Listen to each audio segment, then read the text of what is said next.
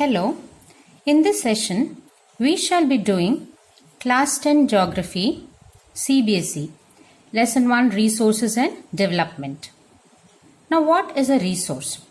Resource is something that satisfies our needs and which is easily available in the environment. So a resource is something that satisfies our needs and it is easily available in the environment. It should also be technologically accessible. What does that mean? For example, we have the mineral gold. Mining and extracting is now possible through the use of superior machinery. We should have the right technology to extract a mineral. So that is called technologically accessible. Now what is economically feasible? For example, this gold, we should not be using too much money to extract this resource, gold. So that is called economic feasibility. Now what is culturally acceptable? Gold is accepted by Indians as a tradition and also for its healing powers when worn on certain parts of the body. So it is culturally acceptable by people, that is society accepts it. Now who will transform all this? Human beings. Human beings are an important part of a resource. Why are they so very important? Why are they so special? Because they transform material available in the environment into useful resources. Now, just now quoted the example of gold. Gold is changed into an ornament and people use it. Like that we have various other resources. They are transformed. The raw material is transformed into products using technology. Now, let us see the classification of resources. Resources are classified based on 4: origin, exhaustibility, ownership, and status of development. Let us see the first classification, origin. Origin is divided into biotic and abiotic. Now what are these biotic resources? These resources are obtained from the biosphere and they have life. Now what are the examples of these? Like we have flora, fauna, fisheries, cattle, human beings. All these have life. The next one is abiotic. Now what are these abiotic resources? They are composed of non-living things like rocks, minerals or metals. Now let us examine the second classification of resource, exhaustibility. Exhaustibility is once again divided into renewable and non-renewable resource. What is renewable resource? Resources that can be renewed or reproduced by physical, chemical or mechanical process is called renewable resource.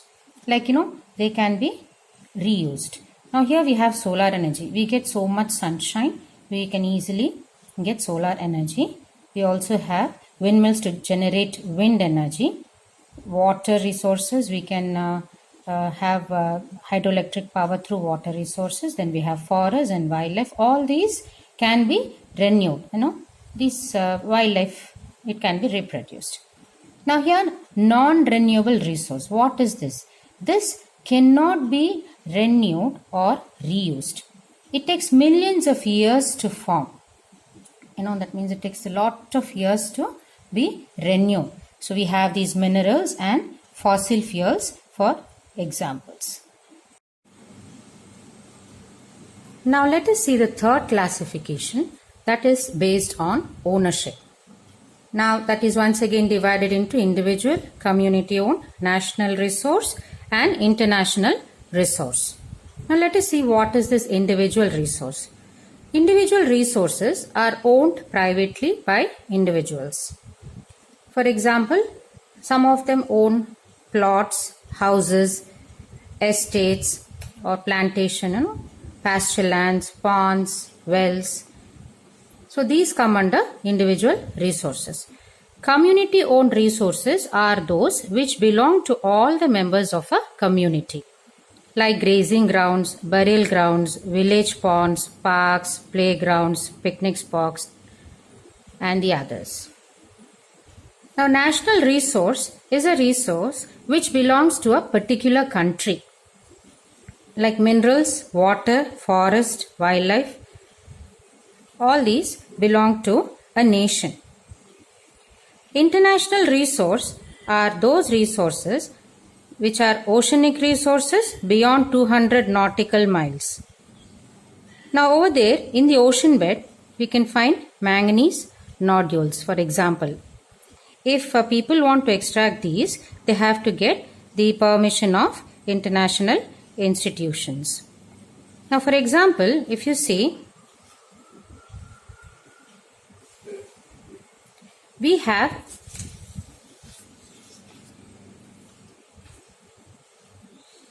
India here. This is our country. Now, up to 12 nautical miles from the coastline, it is a national resource. A country can own such a resource.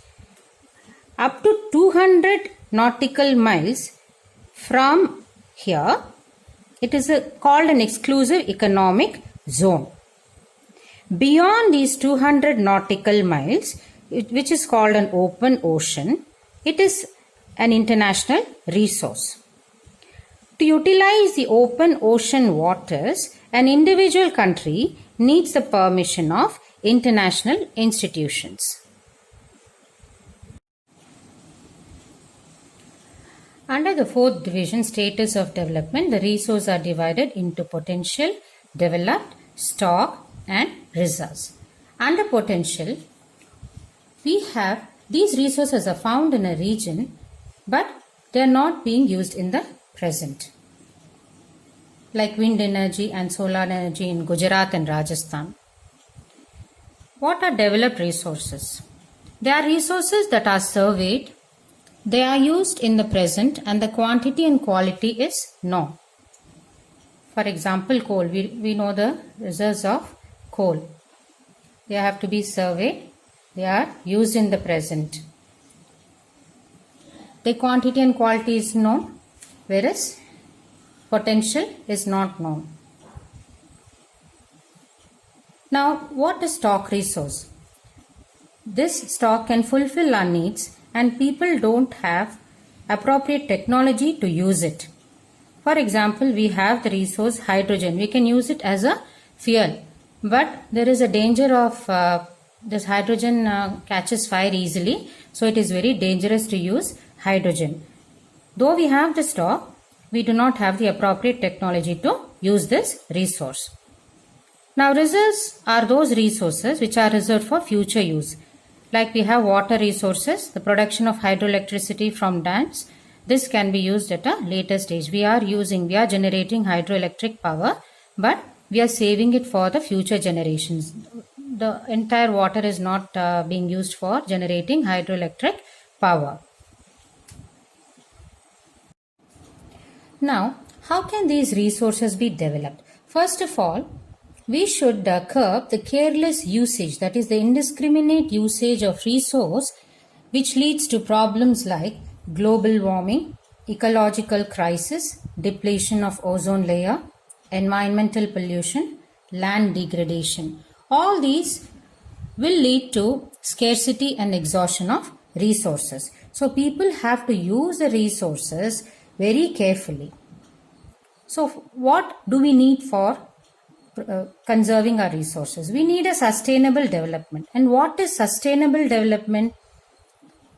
Development without damaging environment and saving resources for future use is called sustainable development. That means bringing a balance in using the resources not only for the present but also save these resources for future use.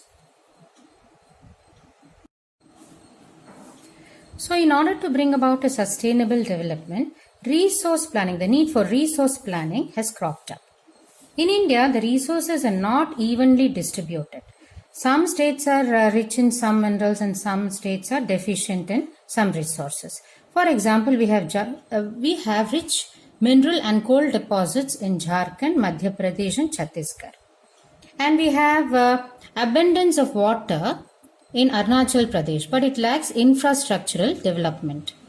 In Rajasthan, we have well endowed solar and wind energy, but Rajasthan lacks water resources. So, balanced planning at the national, state, regional, and local level is needed. Now, let us see what are the steps that are involved in resource planning. First of all, identifying resources region-wise across the country by making a list of resources available in each state. That means a list can be made to find out what resources are available in different states. For example, we can make a list saying that coal is available in Jharkhand, solar energy and wind energy can be obtained from Rajasthan. If we make a list like this, it will be easy for the state. Now, the next step involved is evolving a planning structure. Now, there should be appropriate technology. We should find out which is the appropriate technology to extract a mineral from the core of the earth. Then also we should identifying people with special skills. The second step is identifying people with particular skills. It means we should find out who are those skillful people who can handle these resources. Now the third one is setting up institutions. Factories should be set up to manufacture the raw material. Now the third step involved is matching the resource plan with overall national development plan. For example, if UP needs coal, it can be supplied from Jharkhand. Jharkhand has rich deposits of coal and UP can get it from Jharkhand for its manufacturing purposes.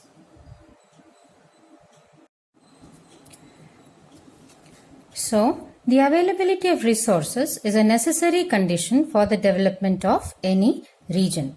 And in India, development in general and resource development in particular does not only involve the availability of resources, but also the technology, quality of human resources and the historical experiences of the people.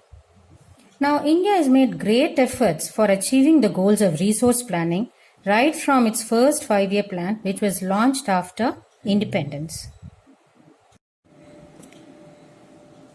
Resources are vital for any developmental activity, but the careless consumption and overutilization of resources will lead to socio-economic and environmental problems.